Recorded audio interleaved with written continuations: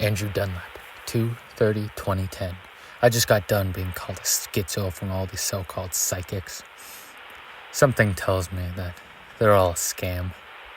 I want someone to find this. I want to help someone. I'm already gone. It all started at the beginning of the year. It's like any other day. Me talking to Ryan and Chris, staying up all night, having a hangover when walking into work. Come home, order pizza, then go to bed. Nothing special or weird. When I was dreaming, it just stopped, going from sick replays, hot babes, to nothing. Not space with almost nothing, or a dark room that doesn't have stuff.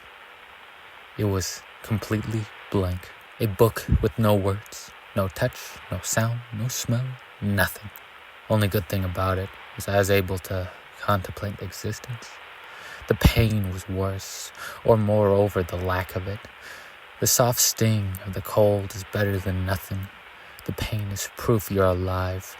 Nothing will tell you nothing. When I woke up, I just went straight on my way. A little bit of thinking better of myself. I must be Buddha with the inner peace. To have nothing as a thought. That day was almost like the previous. I should have gone to the gym. I don't feel like it anymore. I'm not old, just fat. Ryan and Chris have gotten so used to my crazy thoughts. And that must be the reason why they don't believe me. Must be an extension of this mistrust. That night I went to bed. Went straight to nothing. Complete nothing. My brain must be telling me something. But I never learned how to read. This time it felt like days. I was stuck in there, as if my brain was really talking with someone. When I woke, which had happened, nothing doesn't last forever. Nothing will. I need to feel again. My mind so washed from feeling that I needed it. My mind so washed from feeling that I need it. Touch was like crack to me. I touched almost everything. I stopped when I got yelled at for touching everything. Ryan can be a dick about people feeling the fridge. He's bigger fat ass than me. With that protection of a fucking fridge, as if I was gonna break it. This nothingness started to become my life. Every night I went in, every day I went out. After the first week it stopped being nothing. I started seeing fumes, smoke, steam. I don't know. What I do is that every night from that point on, there was more of it. The fumes grew and grew. I kept on thinking that one day it would be combustion, Big Bang. I'll see how the universe was created. I was truly blessed by God to see this thing. I didn't start reading the Bible. I should have. I got a better sleep schedule just for the show, to see true beauty unfold. Every night I didn't see the resolution. I got more excited for the ending, wanting it. I just feel myself letting it into my mind, allowing myself to see it, that this lucky night would finally come. Nothing special happened before it. As even in the excitement from what I thought was God, I didn't change shit for my life. When I closed my eyes, I could feel the shift in my entire body. I let it have me. I knew I was a peon compared to it.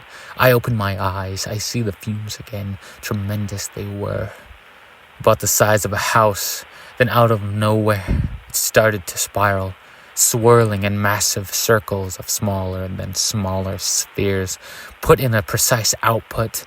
Some cosmic 3D printer made from smoke. From it, the formation of a bone arised. To then muscle finally putting on skin, soft and glossy skin, smooth perfection I desired.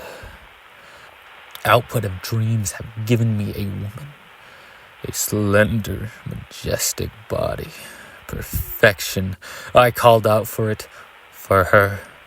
She listened, her gaze like arrows through me. As my and her gazes intensify, some type of cosmic string attaches to me.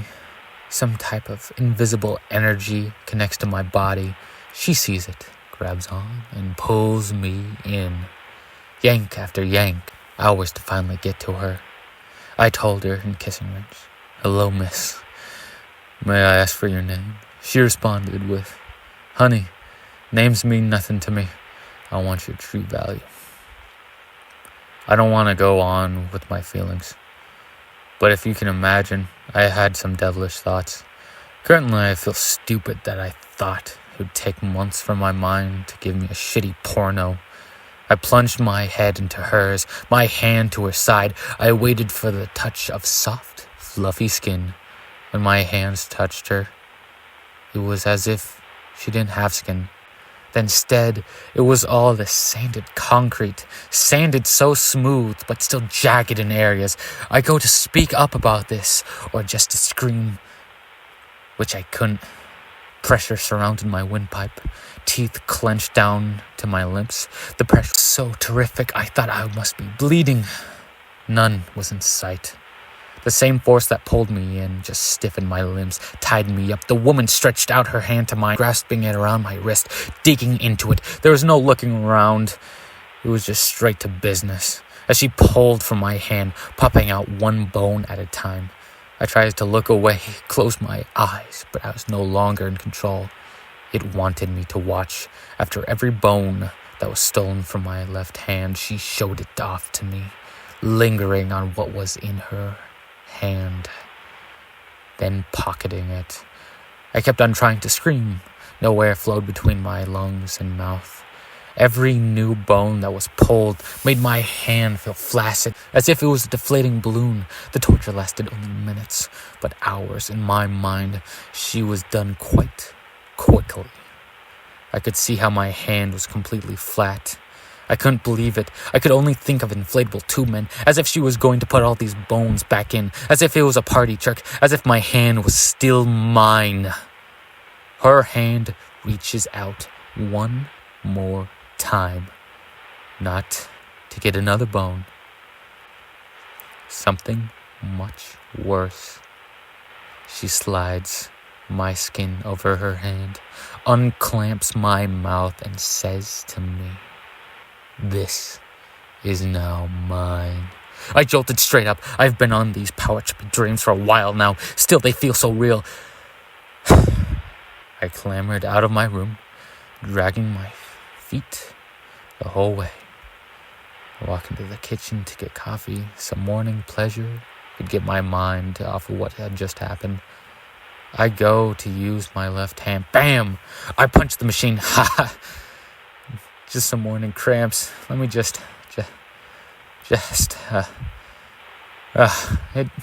just took a second for my hand to open, or for it to think. It opened and jolted straight towards the knife stand. My fat ass gets pulled, falls straight to my ass. Not thinking, I let my hand slither up my shirt.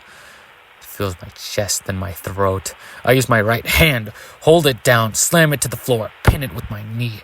I gotta think, do it fast. Tape, rod. I scooted across the ground to the closet, slamming my hand to the ground every time it slips out. I practically used the whole roll to tape my hand to the broom. It still messes everything up, but it can't hurt me.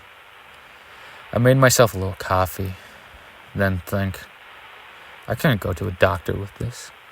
They'll lock me up. No doctor will be able to fix this shit. My only hope are psychics. Turns out all of them are a sham. They couldn't help me. They are useless. Even some shun me. Currently, I'm stuck in my room, prolonging my sleep, writing as much as I can. If anyone could find this and be helped, is all I can do. I thought about cutting my arm off, but I don't think that will work. Tomorrow, I'm going to a preacher to see ways to remove the demon from me.